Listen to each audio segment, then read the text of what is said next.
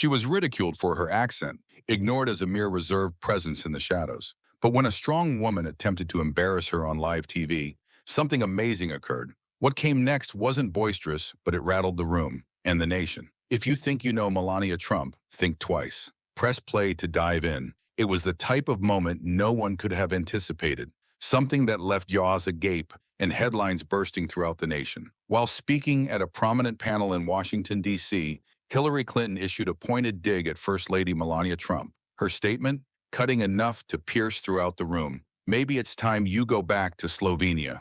The room fell silent. Cameras focused in. The anticipation was so palpable, you could feel it at home. But what transpired next, no one was ready for. Let's rewind. The room was filled, reporters humming, political advisors in huddles, lights flashing as cameras rolled. Seated between a row of political bigwigs was Hillary Clinton, clearly strained, fingers drumming. Across from her, seated and quiet, was Melania Trump, elegant, inscrutable, and as still as a statue. The moderator threw a soft one regarding bipartisanship in America. But Hillary, resentful after having just gotten into a verbal sparring match with President Trump over an education bill, saw an opportunity, and she pounced. Steeling her voice with a tight smile, she leaned into the mic and said, "There are some individuals in this room who should be reminded. We don't need to have immigrants who are posing for magazines and acting like they are one of us. Melania, perhaps it's time that you return to Slovenia." There were gasps in the room. Everyone turned to Melania. She did not blink,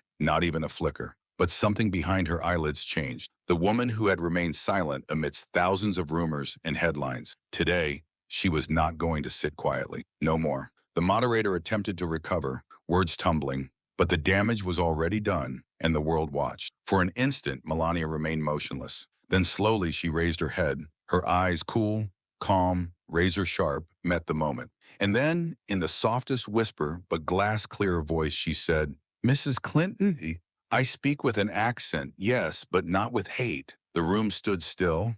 Even Hillary's smug smile faltered. Melania went on, unflappable. "You think I am weak because I do not speak. But silence is not ignorance, and grace is not submission." This wasn't a defense. This was a reckoning. There was a flame smoldering beneath her equanimity, a sort of contained rage only a person thoroughly damaged might maintain. And then she let the bomb fall. "Before you refer to me as an illegal immigrant, perhaps look closer at your own arrangement before America does." The room didn't so much gasp as suspend its breath. Shutters snapped. Hillary forced too hasty a laugh, disguising it with a nervous wave. "Oh, come on, Melania," she laughed, trying to be unfazed. Her voice broke just a little bit.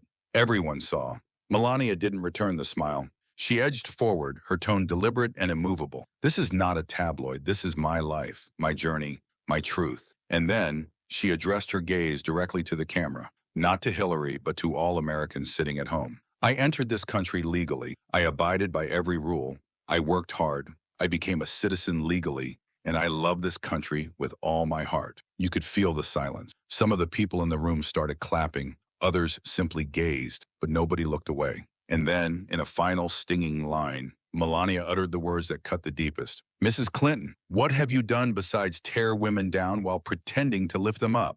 That struck like a thunderclap, not only to Hillary, but to every woman watching, especially those who once questioned Melania. Because in that instant, she wasn't a first lady. She wasn't the quiet one by Trump's side. She was a woman, strong, dignified, unflinching, fighting for her name. And suddenly, everyone was looking at her. People were shocked. Some were even rattled. And off camera, producers were talking in awe.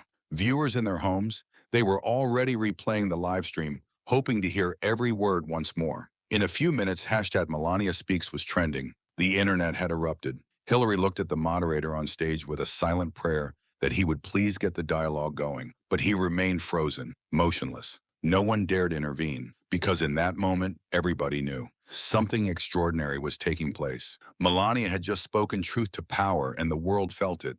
As Hillary adjusted her blazer, attempting to compose herself, Melania did something everyone did not expect. She rose up, not to leave, not to get up and storm out, but to address. Coolly, she approached the periphery of the panel and faced the moderator. "May I have just 1 minute?" He nodded, still dazed. Melania scanned the room, eyes gentle, voice clear. "Many of you don't know my full story," she started. And then she posted it, not with fury, not with theatrics, but with serene authority. I arrived in America legally in the 1990s on a tourist visa. I worked hard, paid my taxes, established a life of integrity and dignity. Subsequently, I secured a highly respected EB-1 visa for my career in fashion. In 2006, I became a U.S. citizen proudly. Gasps spread throughout the room, not at what she had said, but the manner in which she had said it, with dignity, with fire under the calm. I didn't marry Donald Trump to gain citizenship, she went on. I was granted that on my own, years before I was First Lady, and I didn't demand respect. I earned it. Then she turned and flashed Hillary the briefest of looks. But that one glance spoke worlds. You tried to humiliate me, but I'm not afraid anymore. Hillary suddenly seemed cornered. That confidence was missing. Instead, a flicker of something she never showed. Doubt. She opened her mouth to answer, but before one word could pass her lips, Melania's voice pierced the room once more. Clear, unshaken. Mrs. Clinton, you once said women's rights are human rights, and yet today you attempted to embarrass me about where I was born. Then saying nothing else, she very slowly sat down, hands clasped, calm. The message had hit home. Every sentence struck like lightning, not only for Hillary, but for millions of people watching. She didn't have to yell. She didn't need a mantra. She possessed something much stronger: truth, grace, and the resolve of someone who had been underestimated one too many times. Online, the responses were flooding in. Critics, some who'd written her off for years, shared clips with comments such as, "I never saw Melania this way before. She made me cry. That wasn't a speech. That was a moment." Even progressive pundits acknowledged it. Hillary hadn't taken on a model. She'd awakened a lioness. And this lioness? She didn't roar. She spoke with measured, lovely truth and left claw marks all the same. In the back of the hall, quiet swept through the room like a gentle breeze before a tempest. Not uncomfortable silence. Something more, almost reverent, as if something had just moved in the heart of America. And then, the moment no one saw coming. A woman in the front row, a veteran aide, a military veteran, softly brushed away a tear. Then an older gentleman, sporting a Vietnam veteran cap, slowly rose. He applauded. Once, then again. Soon others followed him. At first a few, then everyone in the room. Not a riotous ovation, not a political slogan, simply quiet, sustained applause for a woman who had stood up, spoken out, and demanded only respect. Hillary glanced around the stage, baffled, aggrieved. This was not the result she had envisioned. She had come to take down a quiet figure and instead had awoken something greater than herself. And Melania? She remained in her seat, no smirk, no proud smile. But before the cameras panned away, one tear ran down her cheek. She erased it hastily, not out of grief, but something more. For once, they got it. Then, while reporters struggled to rewrite headlines and blast off tweets, Melania leaned forward one last time. Her voice this time, even crisper, even stronger. Melania leaned forward into the microphone, speaking in a calm but resolute voice. "Mrs. Clinton," she started, "yesterday you challenged my legality. You challenged my right to be here in this country." She stopped for a single breath, but the ensuing silence struck like lightning. "Let me ask you this. When you deleted 33,000 emails, who authorized you to stay above the law?" This time the gasps were not merely out of surprise. They were out of awareness, because Melania wasn't only standing up for herself now, she was exposing something larger, something deeper. "You called me illegal," she whispered, "but you deleted public records." Her voice didn't escalate, but it cut. "You fought wars that left wives without husbands. You stood with men who hurt women, and you said nothing." Hillary's color faded. Her coiffed smile grew a little unhinged, and Melania's last word hit her hard. "I might have an accent, but I speak the language of truth, and it doesn't sound like yours." The room realigned. You could sense it. It was no longer on the fence. The crowd wasn't indecisive anymore. Phones flashed throughout the auditorium. Some journalists murmured that Hillary's staff attempted to silence the live stream, but it was too late. The moment was already in the air. While downtown, a young girl's eyes could see the moment unfold on a split screen within the crackled face of an old phone. Her name was Leah. She was not much more than 9. She had come to this country from Poland 3 years before, and like Melania, she was teased about her accent as well. Leah glanced up at her mom, wide-eyed. "She sounds like me," she whispered, "and she's not afraid." Emboldened, Leah took a napkin and jotted a note. "Dear Mrs. Melania, thank you for talking for people like me. I talk different too, but now I'm not afraid anymore, because you showed me what brave looks like." At the event, a security guard handed Melania the napkin. She read it silently, and for a long time she didn't say a word. Then carefully, she tucked the note into her purse and pressed her hand to her heart. That napkin spoke what millions were thinking. Melania was no longer standing up only for herself. She had become a voice for the voiceless. Outside the media hordes, protesters of both persuasions filled the streets, some furious, some brandishing homemade signs that read, "We stand with Melania.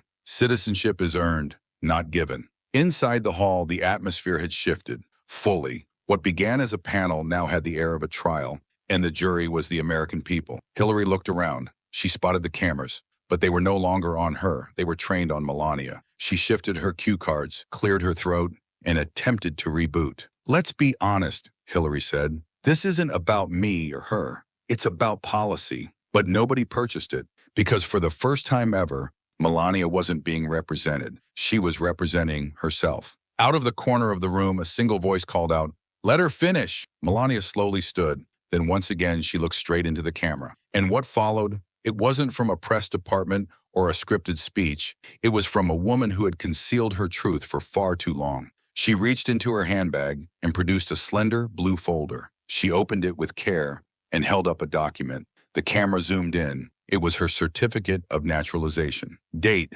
July 2006. Name, Melania Trump. "These," she said, voice unshakable, "are my credentials. I did not buy my way in. I earned it.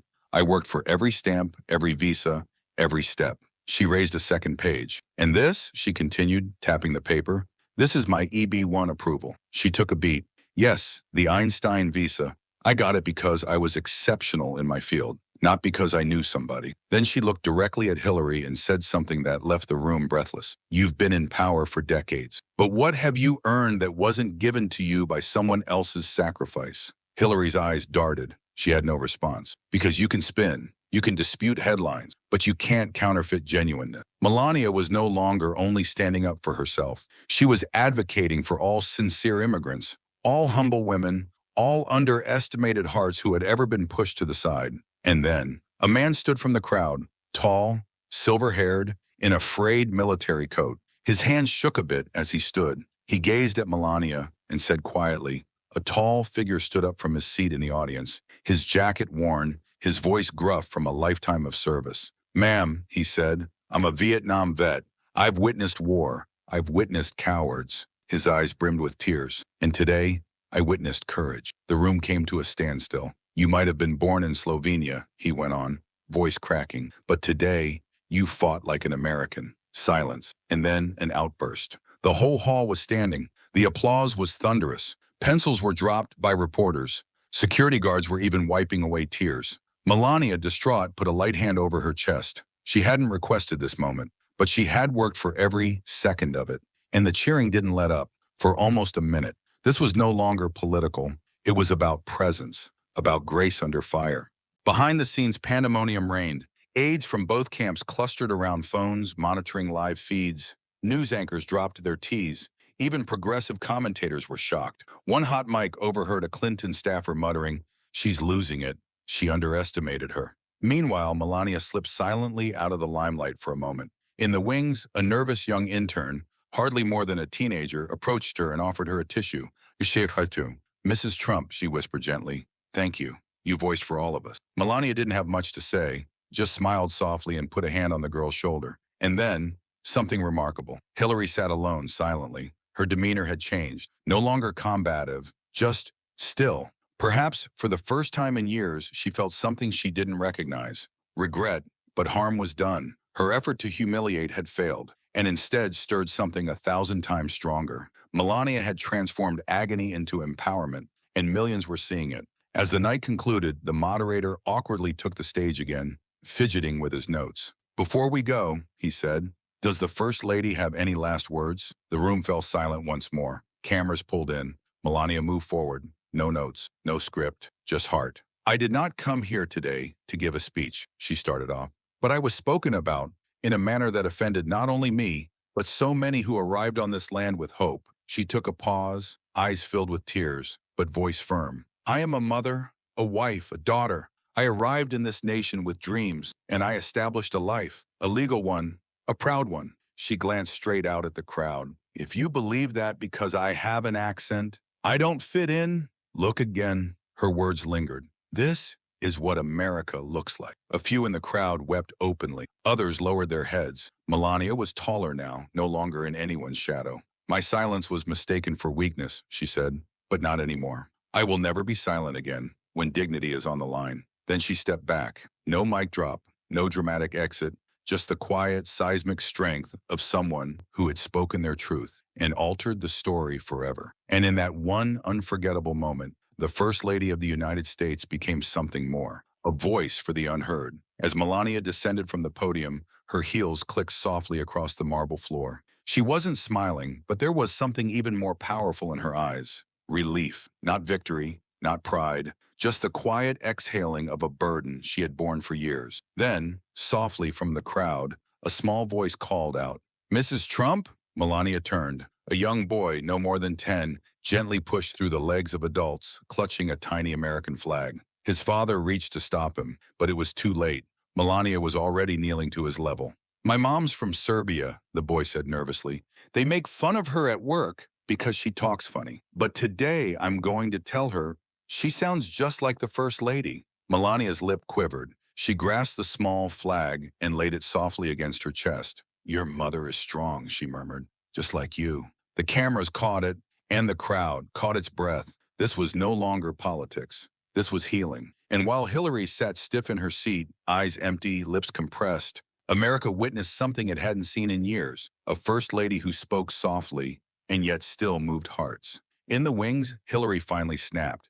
She pounded her fists on the table, yelling at aides. Why did nobody stop her? Where were the talking points? Why is she winning this? Her team remained silent. They weren't even glancing in her direction anymore. They watched the live stream, tears in some eyes, nods from some, as Melania's last words reverberated around the globe. The tide had shifted, and Hillary was aware of it. She had targeted the wrong enemy. She believed she was chasing a quiet foreigner, but all she'd done was expose her own anger. And America wasn't rejecting Hillary's words alone. They were rethinking all they believed they knew about Melania Trump. That tired picture, cold, aloof, detached, was shattered. It was replaced by a woman of substance, a mother, a fighter, a gentle voice above the tempest. Hillary's phone rang repeatedly. It didn't matter. No spin could take back what had just occurred. She had goaded the lioness, and the lioness had bellowed, not with rage, but with veracity, composure, and unwavering dignity. The moderator walked back out onto the stage, his voice considerably softer,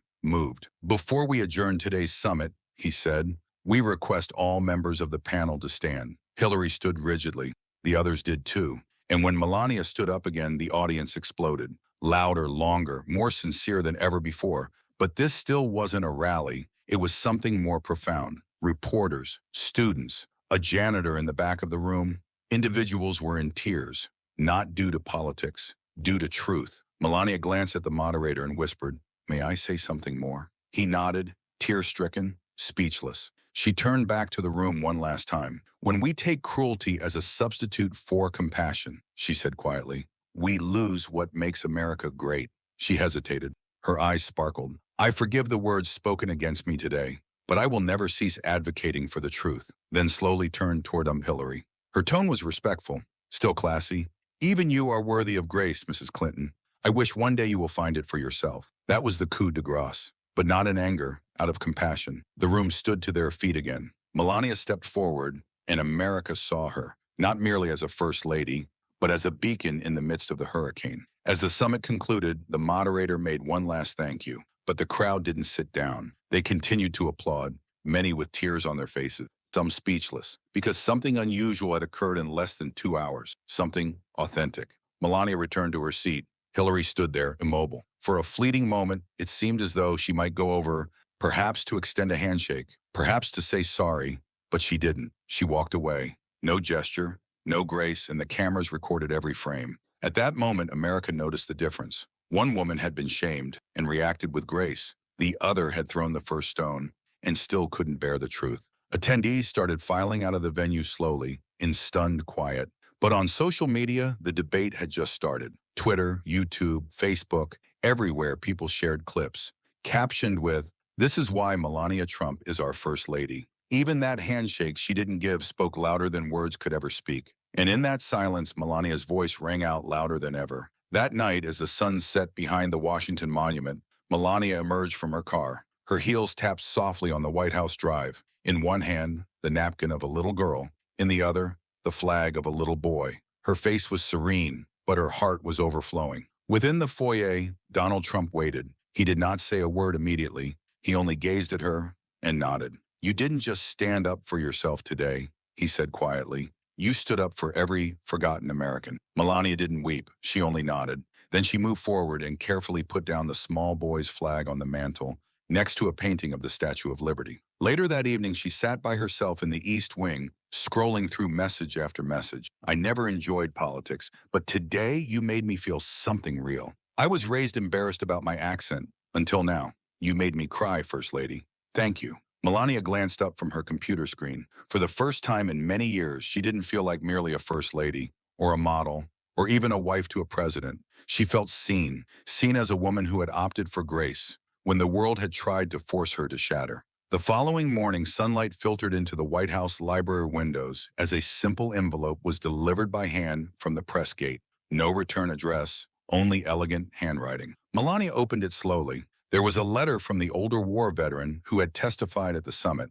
"Dear First Lady, I served in a war where we were informed of who the enemy was, but no one prepared us for the wars fought with words. Yesterday, you won a battle, not with bullets, but with truth. I watched you stand taller than any general. You made this old soldier believe again, in America, in kindness, in you. With respect and tears, James Rusty Dalton, U.S. Army, retired."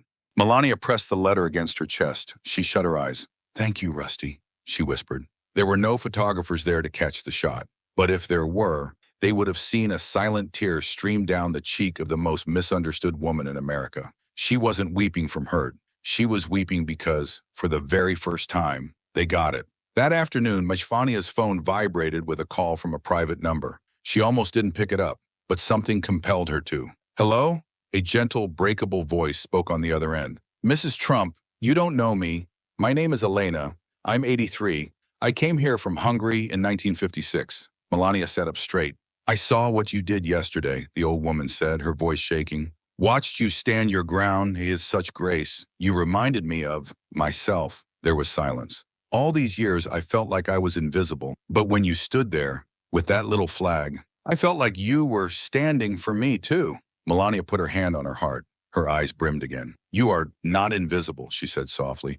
"You are part of what makes this country strong." They talked for only 4 minutes. But in those 4 minutes, two women, decades apart, from disparate locations and disparate wars, were bound by something more profound than politics: belonging. Melania hadn't just marched with a flag that day. She had marched with them all. That night, after a brief meeting with President Trump, Melania went back to her East Wing office. On her desk was a red envelope. No name, just the initials MC penned in beautiful script. On the inside, a USB drive and a handwritten note. "What Hillary said was cruel. What you said was true. But this is what she didn't want anyone to see." Melania hesitated. Then slowly she plugged the drive into her secure computer. On the screen were confidential documents. Not rumors, not headlines, documented records, money transfers, foreign contributions, stored emails, and a private video never made public of Hillary mocking Melania in a closed-door session, referring to her as Trump's little green card project. Melania gazed at the screen. She could release it. She could shatter headlines, shatter reputations, destroy careers. But instead, she softly closed the laptop. "No," she breathed. "I already won." She didn't require revenge. Her truth had already hurt more profoundly than any document ever could. And that made her more powerful than Hillary ever had conceived. The following morning, during tea time in the White House garden, Melania found, wrapped in brown paper, a package with the postmark Sevnica, her birthplace in Slovenia. A hand-carved wooden angel was inside. The angel carried in one hand a miniature flag, half American, half Slovenian. With it was a brief note penned by an old family friend. "You went out to create a new life, but you never left your roots. Yesterday, we saw our girl become the woman the world never saw coming. We wept for you, Melania. Not because you got hurt, but because you remained kind, even when the world pleaded you otherwise." Melania held the carving against her heart.